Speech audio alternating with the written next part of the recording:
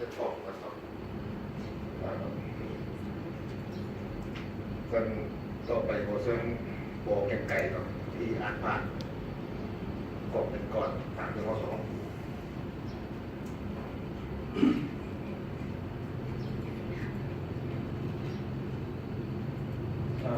โดยทั่วไปเนาะเห็นว่าเป็นหัวข้อที่หลายๆคนเขียนนะหลายๆตำราท่องเที่ยวเป็นยังจึงบ่เอาเรียนเรื่องอุตสาหกรรมการท่องเที่ยวเป็นยังจึงบ่ออกนอกห้องการตัวเองนะไปศึกษาคนอื่นเพื่อเป็นข้อมูลให้มันเพราะเข้าใจว่าเจ้าเฮ็ดเรียกอยู่สำรวจเนาะแล้วก็ศึกษาเกี่ยวกับห้องการตัวเองเนี่ยเนาะบอกอันนั้นว่าที่น้องศึกษาอยู่คนละบทกับว่าที่น้องอยู่นะเพราะว่าต้องเข้าใจแนวโน้มการพัฒนาการท่องเที่ยวในลาวเขาและในปัญหาสำคัญการท่องเที่ยวอยู่ลาวนี่ส่วนหลายมันเป็นการท่องเที่ยวแบบอาศัยโครงการของต่างประเทศเป็นผู้ริเริ่มพัฒนาแล้วก็เขาเจ้าแบบเน้ใส่การลบล้างคนทุกข์จนเนาะอันจุดประสงค์ที่หนึ่งอันที่สองมันว่าเรื่องการปกปักรักษาอนุรักษ์ทรัพยากรธรรมชาติและวัฒนธรรมกันเนาะดังนั้นแนวโน้มการค้นคว้าวิจัยเกี่ยวกับการท่องเที่ยวมันควรจะไปตอบโจทย์ตัวนั้นพุทธเนาะให้มันสนับสนุนแนวทางการพัฒนาของบริษัทในการพัฒนาแขนงการท่องเที่ยวอันนี้ส่วนหลายก็เข้าใจสภาพอยู่ส่วนหลายนักศึกษากันขึ้นยังบ่ออกแล้วก็เอาห้องการตัวเองนี่แหละบริษัทก็เอาในวิทยาเขตของโลกนี่เอาในนครหลวงเวียงจันทร์นี่นะ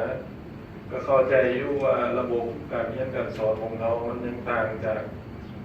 คือมหาลัยอยู่ต่างประเทศเนาะเขาจะทำโครงการของรัฐบาลโครงการของ NGO หรือว่าบริษัทเอกชนแล้วเขา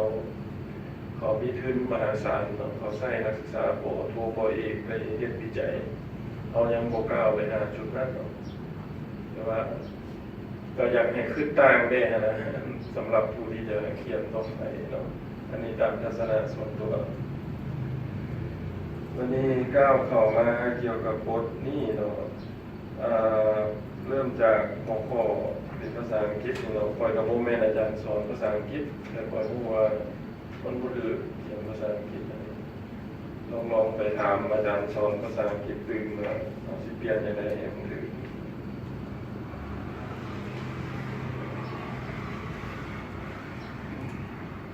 รายวัน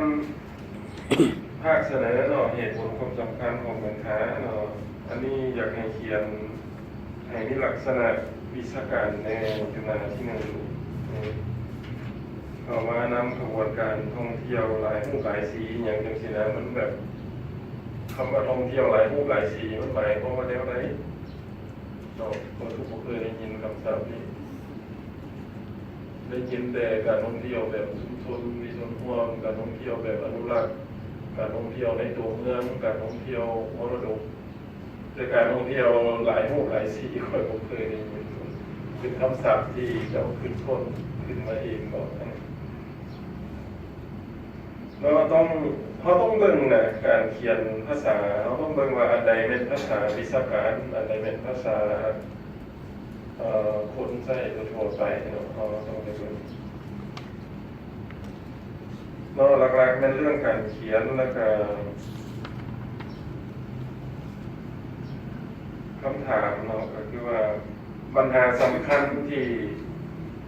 เจ้ายกขึ้นมาอยากวิเคราะห์วิจัยนี่เป็นอย่างแท้ๆเกี่ยวกับตำรวจการท่องเที่ยวตำรวจท่องเที่ยวเนี่ยต้องลองอธิบายดู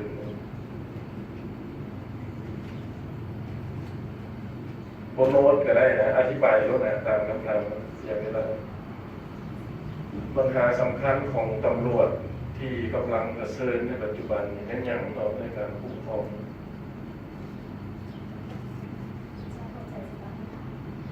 สำหรับปัญหาสำคัญที่ตัวเองสนใจในการศึกษาที่ว่าสิ่งที่ก็เห็นในด้านการคุ้มครองของมนุษย์คิดเราจะคือในการเห็นเรียกของ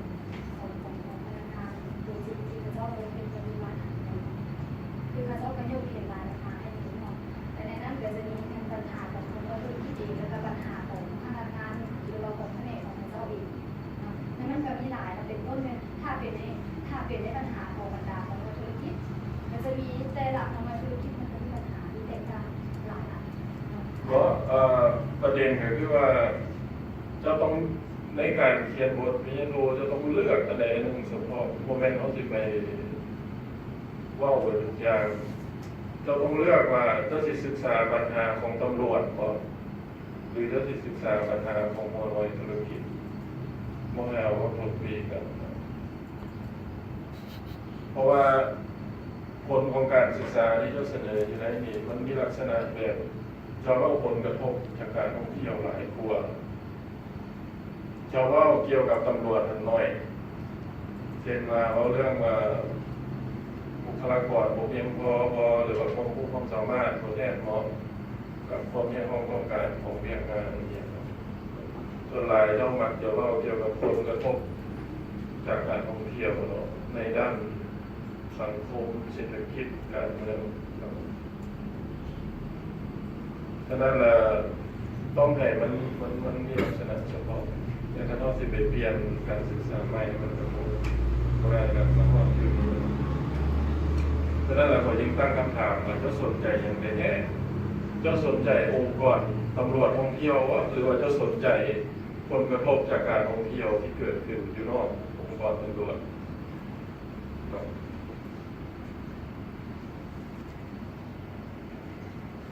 และอันนี้ก็แม่นรายละเอียดย่อยๆเราอยู่ก่อนนะที่ผมที่เขียนใส่การเขียนชื่อนักปราชญ์ที่เป็นต่างประเทศเราควรจะทักษะภาษาเดิมเขาเจ้าเนาะทั้งกรณีเขาอยากทักษะเอกลักษณ์ภาษาลาวเขาก็เขียนภาษาลาวก่อนภาษาเดิมเขาเจ้าอาจจะใส่ในวงเล็บเป็นอย่างที่ว่าแนวนี้เหตุผลก็คือว่ากรณีผู้อื่นเขาอยากค้นคว้าอยากค้นเกี่ยวกับบทเขียนของผู้นี้นะเขาจะไปชี้ชื่อเขาในระบบซอกหาข้อมูลนั่นเองเขาจะไปชี้ภาษาลาวมันก็ออกมาเลยเป็นว่าอะไรพอชื่อเขาติดต่างประเทศ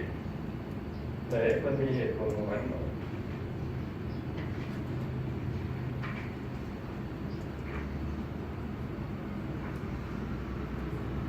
เราอยู่วันน่ะที่สี่คือกันนี่อันนี้คนผู้เดียวกันเลยประวัติทานนั้นเป็นอย่างพีเตอร์รักเกอร์นักบริหารเนี่ยเป็นเจ้าใส่ว่ามีรักเกอร์แอนพีเตอร์ใช่ไหมมันคนละคนกันต้องพยายามกลับไปหาแหล่งข้อมูลดังเดิมเนาะเพราะส่วนหลายก็เห็นเขียนมาส่วนหลายก็ว่าอ้างในเพราะว่าในยุคปัจจุบันเราสามารถเชิญได้ผมจะไปเชิญGoogle Scholar มันออกมาโหลดปึ้มผู้ใดเขียนเนาะมีหลายเนาะแต่ว่ามันพอจำกัดกับผู้เลยว่า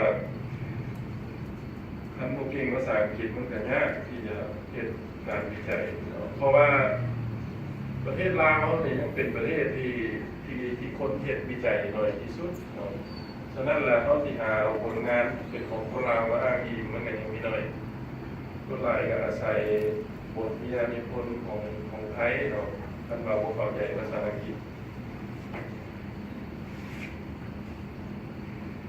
แล้วอยู่บ้านหน้าที่44เนาะก็จำเป็นเขียนก็นครหลวงเวียงจันทร์เป็นเมืองเอกทุกคนพูดกันแล้วในของนี้เนาะเพราะเขาต้องเบิ่งผู้อ่านได้เขาเขียนเขาสิเขียนให้ได้อ่านเขาสิใช้ภาษาแนวไหนก็ถ้าไปเขียนให้เด็กน้อยเขาเจ้ากำลังเรียนใหม่นี่เขาเขียนแนวนี้แต่เจ้าเขียนให้นักปัญญาชนเรียนผู้ปัญญาชนทุกคนเข้าใจแล้วว่านครหลวงเป็นเมืองนี้มีเมืองนั้นเมืองนี้จันทบุรีใส่เศรษฐาเราอันนี้เขาก็จะเป็นเขียนเรื่องเนี้ยที่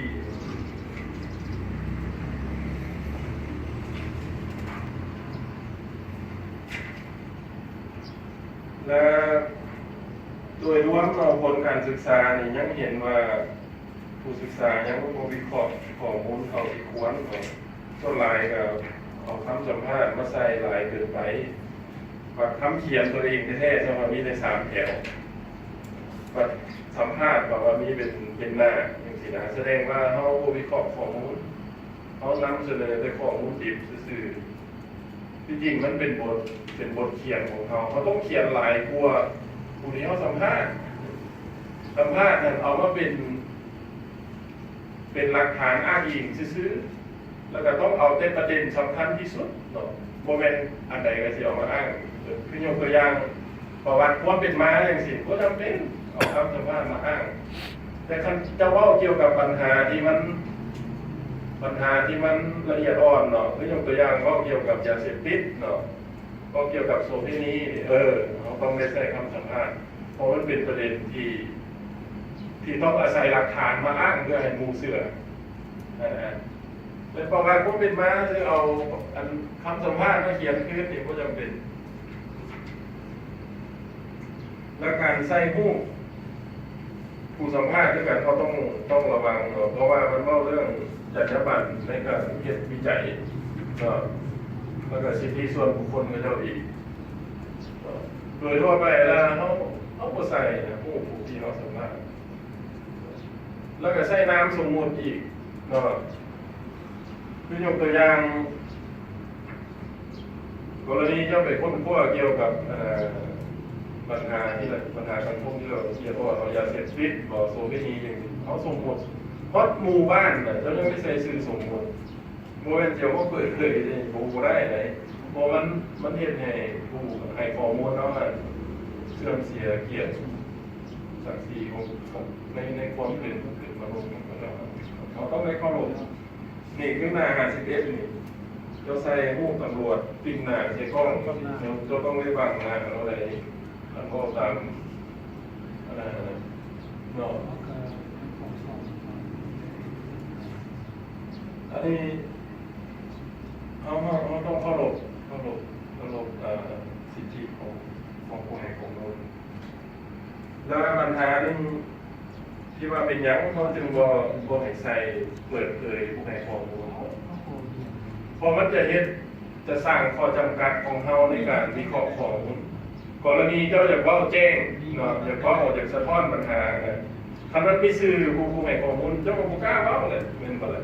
เพราะมันสิกระทบเราดิขนาดต้องได้ระวังหน่อยเนาะแต่ว่าเขายังถือในเรื่องธรรมดาแต่ว่าตามหลักการสากลแล้วคือเขาสิสมัครโครงการวิจัยต่างประเทศมันให้เขียนละเอียดนโยบายว่าเรื่องจรรยาบรรณในการเอาข้อมูลถ้าเจ้าประเทศอันนี้เจ้าโครงการอีกโมให้ซื้อเจ้าเด็ดวิจัยเนาะโดยรวมแล้วดูบทที่4นี่ยังเป็นว่าเรื่องการวิเคราะห์ของเขาใช้ของมูลดิบหลายกว่าสิ่งที่วิเคราะห์นี่ก็ยกตัวอย่างมา63นี่ก็เขียนใน2แถวแต่ว่าทำสัมภาษณ์หลาย64คือกัน65คือกันมีแต่คำสัมภาษณ์ทั้งนั้น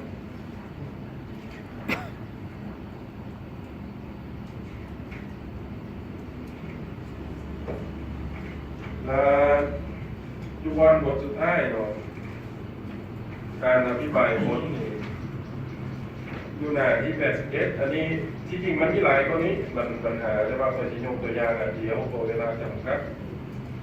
แล้วบอกว่าผลการศึกษาของเจ้าเนาะสอดคล้องกับทฤษฎีการคุ้มครองของเนี่ยสุกันดา2003หน้าที่7คอยว่าพวกเป็นทฤษฎีของผู้นี้คอยว่าผู้นี้เป็นนักศึกษาปริญญาโทอยู่ประเทศไทยซื่อผู้คิดค้นทฤษฎีการบริหารหน้าที่ทั้งการบริหารที่แม่นทางองลีฟายอนคนฝรั่งในปี1800 ไปมันก็เป็นทฤษฎีของผู้นี้ต้องเป็นนักศึกษาปริญญาโทซื่อๆดังนั้นแหละประเด็นสำคัญก็คือว่าเวลาเขาสิอภิปรายผลเขาต้องเบิ่งว่าเจ้าของทฤษฎีอันนั้นแท้ๆแล้วเขาสิเอาของใครมาอภิปรายโดยทั่วไปแล้วท่านนักศึกษาปริญญาโทอันนี้ส่วนตัวข่อยท่านบ่เขียนเนาะท่านบ่เป็นบทสำคัญอีหลีเนาะข่อยจะบอกมาอ้างอีกเพราะมันจะเฮ็ดให้บทความน่าเชื่อถือของบทเขาหลุดลงเขาต้องอ้าง นักนักทฤษฎีนักปรัชญ์ที่ว่ามีผลงานที่เป็นที่ยอมรับถ้านักศึกษาปอโทปออย่างซื่อๆเขาแบบโมเดลใหญ่ว่าสิ่งที่เขาค้นพบมันเป็นทฤษฎีที่ยังสำคัญอย่างเราส่วนตัวเราก็บ่เคยเอามาอ้างอิง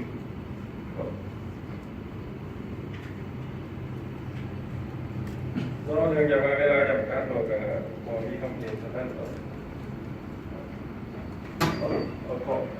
ขอถามคำถามหนึ่งเพราะว่าส่วนหลายก็มีได้ฟังให้เราสิ่งที่เจ้าค้นพบที่สำคัญแท้ๆในการศึกษาในครั้งนี้เป็นอย่าง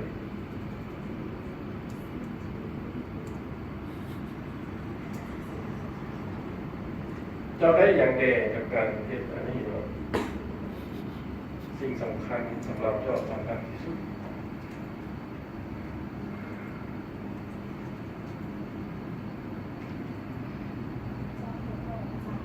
สิ่งสำคัญในการเขียนบทนี้เนาะเนื่องจากว่าน้องบ่ได้เรียนเกี่ยวกับตัวนี้โดยตรงเลยแล้วก็มันหลังจากที่ได้ศึกษาแล้วมันก็เป็นอันหนึงที่ว่าเป็นหน้าเรียกใหม่หรือว่าเป็นความรู้ใหม่อันหนึงที่ว่าเฮ็ดให้น้องรู้ขั้นตอนหรือวิธีการในการเฮ็ดเรียกของเกี่ยวกับแผนกนี้หรือว่าหน่วยงานนี้ที่น้องได้ศึกษาเนาะอันนี้เป็นอันใหม่แล้วก็มันเป็นประสบการณ์อันหนึงในการลงไปเอาข้อมูลนั้นแต่จะเอาตัวจริงในผู้เห็นต่าง ความหมายก็คือว่าความรู้มันไม่ได้สำคัญเฉพาะแก่ผู้ศึกษาต้องเป็นประโยชน์ต่อสังคมสมมติว่าเจ้าศึกษานี่จะได้ความรู้ผู้เฮ็ดตัวจริงเขาแห่งสิบความรู้หลายที่เจ้าบอกยกตัวอย่างและเขาสิได้หยังจากสิ่งที่เจ้าเฮ็ดยกตัวอย่าง คือตัวนี้น้องได้ศึกษาไปแล้วแบบคือพระเจ้าสามารถนำไปปรับปรุงการเฮ็ดเรียกหรือว่าวิธีการเป็นแนวทางในการเฮ็ดเรียกของพระเจ้าในอนาคต โอเคครับเช่นประการ สองคนครูโบไม่รู้เนาะไปก่อนต้องจับโตเลยเนาะถ้าเกิดขอเอกภาพของครับขอเก็บไก่ที่ได้สอบถามให้เก็บมาครับสิ่งต้นนี้ก็เป็นต้นหนึ่งเนาะที่ส่วนของกับหลักสูตรของสถาบันท่องเที่ยวครับเป็นเรื่องของตำรวจที่เจ้าหน้าที่การท่องเที่ยวบริษัทท่องเที่ยวมันเป็นหลายภาคส่วนแต่องค์กรนี้ก็เป็นองค์กรหนึ่งเล่นหน้าที่นี้ครับคิดว่าตอนนี้ก็ได้รวมมาจนสำเร็จสมบูรณ์เนาะโดยความที่ว่าของคนที่ก็ตัวผมแต่ว่าจะขาดลายเอกสารที่พวกนี้ได้ให้รุ่นพวกนี้เนาะที่พวกผมมันจะเวลาปวดเวลามาเพื่อมาประเมินเมื่อได้จัดเก็บเขาจะเก็บผมเนาะเก็บต้นเอกสารของ IDOC ในการที่ต้องเอาของมูลหลักฐานต่างๆต้องมีมาจริงเนาะอันนี้เห็นยุ่งขาดอะไรแต่ว่าเอกสารต่างๆเขาได้บอกมาอยู่ว่าจะไปแค่พอเป็นแค่พอต่างๆหรือว่าการขั้นตอนการผ่าน IOC ที่ไหนแดงต่างโดนเรื่องเวลาเป็นวัตถุสมบูรณ์เนาะเขาขาดของส่วนนี้เนาะผมมีเหมือนกันแต่ว่าพวกครบในเพิ่มของตัวนี้ใช่เนาะเราได้เพิ่มเติมใจเพราะอันเป็นส่วนหนึ่งที่เรามาประเมินแต่ถ้าเกิดขอชมเชยเนาะที่ได้เก็บข้อมูลมาได้หลากหลายนะข้อมูลแต่ละคุณภาพเดียวคำถามในการถามว่าคนการศึกษาและการคุ้มครองของเดียวนั้นที่ตำรวจและเจ้าหน้าที่เขาดำเนินการแบบไหนเขามีการจัดตั้งดำเนินการแบบไหน